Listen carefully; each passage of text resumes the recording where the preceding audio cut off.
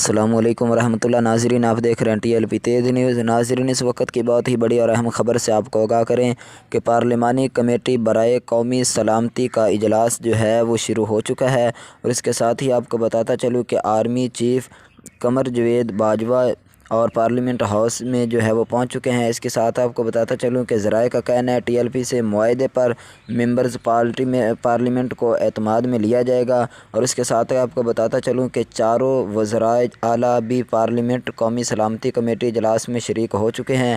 اس کے ساتھ آپ کو بتاؤں کہ DGI SPR بھی اجلاس میں شرکت کے لیے پہنچ چکے ہیں۔ اسپیکر اسد قیصر اجلاس کی صدارت کر رہے ہیں۔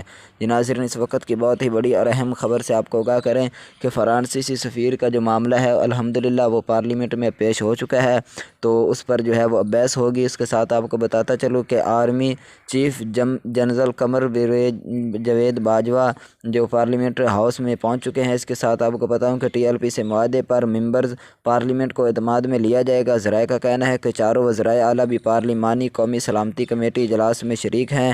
اس کے ساتھ DGI SPR بھی اجلاس میں شرکت کے لیے پہنچ چکے ہیں۔ اس کے ساتھ اسپیکر اسد قیصر اجلاس کی جو ہے وہ صدارت کر رہے ہیں۔